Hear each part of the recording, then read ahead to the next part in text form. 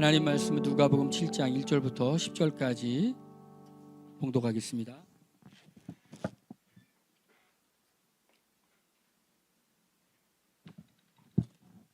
우리 교독할까요? 예수께서 모든 말씀을 백성에게 들려주시기를 마치신 후에 가버나움으로 들어가시니라.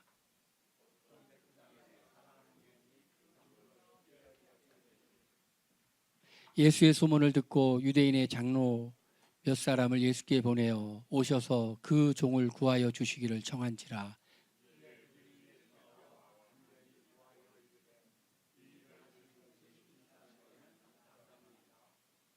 그가 우리 민족을 사랑하고 또한 우리를 위하여 회당을 지었나이다 하니,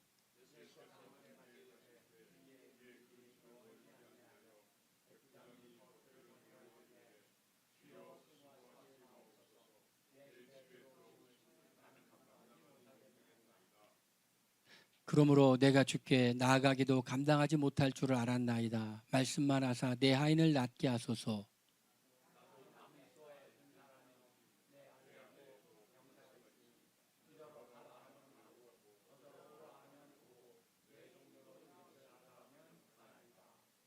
예수께서 들으시고 그를 놀랍게 여겨 돌이키사 따르는 무리에게 이르시되, 내가 너에게 이르노니 이스라엘 중에서도 이만한 믿음은 만나보지 못하였노라 하시더라. 보내었던 사람들이 집으로 돌아가 보매 종이 이미 나 있었더라. 아멘. 할렐루야. 하나님이 우리에게 은혜를 주시고 하나님이 우리에게 이미 축복을 주신 줄로 믿습니다. 우리 믿는 사람들이, 주님을 사랑하는 사람들이 제일 사모하는 곳은 바로 기도하는 자리, 주님을 만나는 자리인 줄로 믿습니다. 하나님이 우리에게 이 자리에 와서 기도할 마음을 주셨다, 이 자리에 와서 주님을 찬양할 마음을 주셨다 하는 것 자체가 하나님이 우리를 사랑하고 있다는 증거라고 생각합니다. 그래서 우리는 왔습니다. 가장 안전한 곳이 어디일까? 그것은 말씀 안에 있는 것이고 기도하는 삶을 사는 겁니다. 원수 마귀는 두루다니며 삼킬 자를 찾지만 주님 안에 있는 사람들은 그 시험에 빠지지 않고 능히 이기게 되는 것입니다. 기도의 응답, 우리 늘 사모하고 기대하는 것이 기도의 응답이죠. 믿음이 있는 사람은 기도하고 믿음이 없는 사람은 기도하지 않습니다.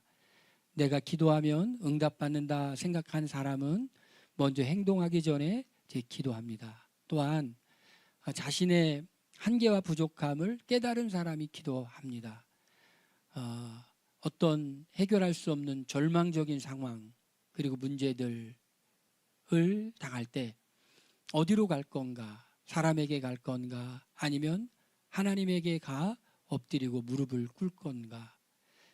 작은 기도의 응답을 계속 받은 사람은 하나님께 가죠. 그런데 그런 경험이 부족한 사람은 기도의 자리보다는 인간적인 해결책을 찾습니다. 히스기야가 죽음의 병에 걸렸을 때 어떻게 하죠? 얼굴을 벽을 향하고 하나님께 울죠. 자신의 한계를 깨달았고, 그리고 또 한 가지 깨달은 것은 모든 것이 하나님께 달려 있습니다를 깨달은 거예요. 누가 기도하는가? 하나님이 어떤 분인지를 알고 자신이 어떤 존재인가를 아는 사람만이 기도하게 되죠. 근데 제가 오늘 이 말씀을 보면서 우리가 기도하고 응답받는 것에 대해서 또 생각한 건 뭐냐면, 우리는 우리 자신을 위해서도 많이 기도하지만 우리 자신이 아닌 그 무엇인가, 어떤 사람을 위해서, 어떤 사회를 위해서 우리는 기도하는 사람이라는 거죠. 저는 이 카이로스 수요 정오 기도회 이제 올 때마다 느끼는 건데, 이 기도회가 정말 소중한 기도회다라는 걸 느껴요. 귀한 기도회라는 걸 느껴요. 세상은 눈에 보이는 대로 움직이는 것이 아니라 눈에 보이지 않는 하나님의 사람들에 의하여 하나님이 함께 일하심으로 움직인다는 사실을 우리는 꼭 기억하고 그걸 믿어야 될 줄로 믿습니다. 누가 기도하면 응답을 받을까? 오늘 이 말씀 보니까 백부장이라는 사람의 사랑하는 종이 병들었어요. 그래서 이 백부장의 사랑하는 종을 위한 백부장의 간절한 간청이 어떻게 응답을 받는가를 이 말씀을 통해 보게 되죠.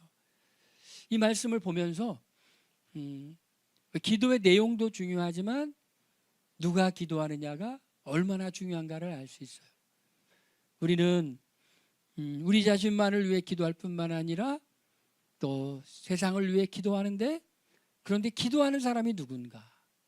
똑같이 기도했는데 누구의 기도는 응답받고 누구의 기도는 응답받지 못하죠. 똑같은 내용으로 기도해도 누구의 기도는 응답받고 누구의 기도는 응답받지 못하죠. 그러면 누구의 기도를 응답해 주실까? 오늘 이 말씀을 보면서 하나님은 누구의 기도를 응답해 주시는가를 좀 생각해 보면 좋을 것 같습니다. 그런데 누구의 기도를 응답하시는가 보니까 첫 번째로는 하나님의 성품을 가지고 기도하는 사람의 기도를 응답해 주신다라는 것이, 하나님의 성품. 우리 선함이라는 그런 단어는 헬라어로 아가소스라는 단어도 있고 까로스라는 단어도 있습니다. 이 아가소스, 선함이란 뭘까? 이 선함이라는 것은 하나님의 성품을 드러내는 것이 선함이라는 거죠. 하나님의 성품을 드러내는 것. 그런데 하나님은 어떤 분이신가? 하나님은 상한 갈대를 꺾지 아니하시고 꺼져가는 심지를 끄지 아니하시는 불쌍히 여기시는 하나님이라는 것이, 기도하는 사람의 마음이 바로 이 하나님의 성품을 닮았고, 그리고 하나님의 성품을 드러내면서 기도하는 그 기도를 하나님이 기뻐하신다라고 우리가 이 말씀을 통해 해석할 수가 있겠죠. 그래서 오늘 읽은 말씀 보니까 그 백부장의 한 백부장의 사랑하는 종이 병들었다라고 표현되고 있어요. 사랑하는 백부장의 사랑하는 종, 이 백부장과 그리고 병든 사람의 관계는 주인과 종. 그러니까 종 그러면은 우리가 그리스도의 종, 그러니까 종이라는 말을 하도 많이 쓰다 보니까 좀 괜찮은 걸로 우리가 이미지가 되어 있어요. 원래 종이라는 것은 노예라는 거죠. 노예라는 거예요. 노예는 굉장히 비참한 거예요. 노예는 자기의 인권도 없고 정말 비참한 게 노예예요. 그러니까 한 백부장의 노예이죠. 노예예요. 인간이 이 세상에서 만들었던 제도 중에서 정말 비인간적인 제도가 노예제도라는 제도예요. 이 노예제도는 여러 가지로 이렇게 출발되었죠. 빚을 진 사람이 노예가 되기도 하고, 빚을 갚을 수 없을 때 내가 노예가 되겠습니다. 본인의 의지든지 아니면 채권자의 의지든지 노예가 되죠. 또는 전쟁을 통해서 포로가 되었을 때 노예가 되는 거예요. 아마 백부장의 이 노예는 추측건데 전쟁을 통해 전쟁 포로로서 노예가 될 확률이 굉장히 높죠. 백부장의 직업이 군인이었다는 사실을 볼 때. 그런데 전쟁을 통해 노예가 된 이 한 사람을 성경은 어떻게 표현하고 있느냐? 백부장의 사랑하는 종이 병들었다라고 표현하고 있어요. 굉장히 이례적인 거죠. 이 사랑이라는 것은 정말 동등한 관계에 있는 사람과 사랑하는 거죠. 그러니까 우리가 요즘은 또 이렇게 짐승을 사랑하기 때문에 사랑한다고 하지만 그런 정도의 차원이 아니죠. 정말 인격을 나누고 그리고 마음을 나누고 그리고 친구처럼 될 때 그때 사랑하는 관계가 되죠. 그런데 이 백부장은 이 노예를 어떻게 했다라고 성경은 표현하고 있냐? 사랑했다라고 말해요. 여러 가지 이유가 있을 수가 있겠죠. 그 당시에 그 노예들은 그냥 노예가 아니라 이제 전쟁에 패했을 때 상류계급에 있는 사람이 노예가 되기도 하죠. 지식 있는 사람이 노예가 되기도 하죠. 전문적인 기술이 있는 의사가 노예가 되기도 하죠. 학자가 노예가 되기도 하죠. 여러 종류의 사람이 노예가 되는데, 그런데 그럼에도 불구하고 노예이죠. 그런데 이 백부장은 뭘 했다고 하느냐? 사랑하는 노예라고 표현하고 있죠. 그러니까 이건 뭘 말하고 있을까요? 이거는 백부장의 이 종을 향한 청이 바로 무엇에 기인하고 있는가? 바로 아가소스, 선함에 기인하고 있다. 한 사람을 귀히 여기고 한 사람을 사랑하는 그 선함, 사람 그 자체로서 존중받고 사랑받을 만한 가치가 있다고 생각하는 그 아름다운 성품. 그러니까 이 백부장에게는 상한 갈대를 꺾지 아니하고 꺼져가는 심지를 끄지 아니하고 불쌍히 여기는 하나님의 선함, 이 그 마음에 있었다라는 것이. 그러니까 우리가 기도할 때 어떤 마음으로 기도해야 될까? 그거는 사랑하는 마음으로 기도할 때 주님은 그 기도를 응답하신다라는 것을 말씀을 통해서 알 수가 있죠. 두 번째, 이 백부장의 삶을 보니까, 이 오늘 말씀에 보니까 백부장은 이방인이었죠. 그래서 본인은 예수님께 직접 나가지 않고 유대인에게 장로들을 통하여 자신의 병을 고쳐달라고 말하죠. 유대인 장로들을 뭐라고 말할까요? 백부장이 그렇게 말합니다. 유대인 장로 몇 사람을 예수께 보내어 오셔서 그 종을 구해주시기를 청한지라. 이들이 그들에게 예수께 간절히 구하여 이르되 이 일을 하는 것이 이 사랑에 합당하니 그가 우리 민족을 사랑하고 또한 우리에게 회당을 지었나이다 라고 말하고 있습니다.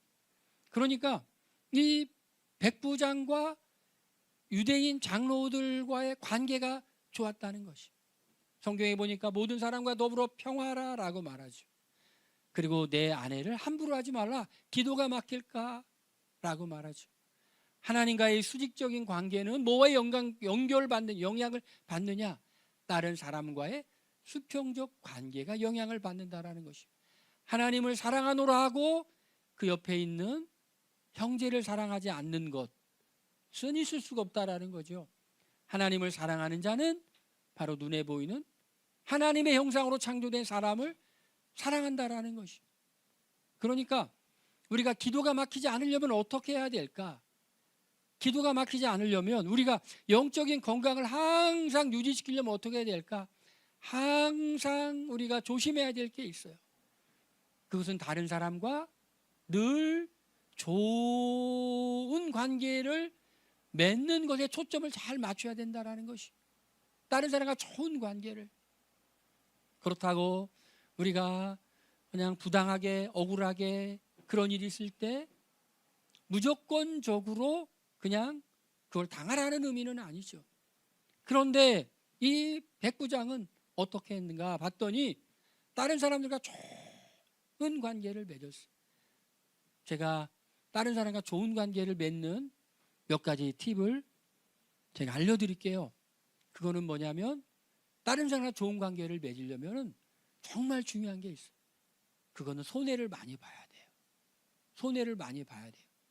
또 다른 사람과 좋은 관계를 맺으려면 어떻게 되냐면 자꾸 져줘야 돼요.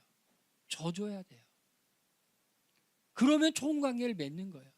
내가 손해보고 내가 희생하고 내가 다른 사람한테 져주는 거. 이게 예수님의 성품이에요.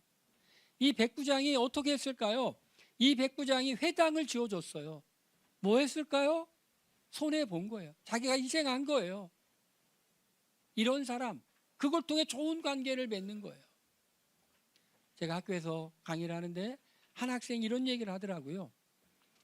자기가 굉장히 좋은 사람인데 다른 사람이 자신을 나쁜 사람으로 오해하면 어떡하냐고 질문을 하더라고요. 그래서 제가 말했어요. 아무 걱정하지 말라고. 사람들은 오해하지 않는다고. 네가 좋은 이미지를 받고 싶으면 네가 좋은 사람이 되면 된다고. 좋은 이미지를 이렇게 보여주려고 하지 말고 그냥 좋은 사람이 되면 되는 거예요.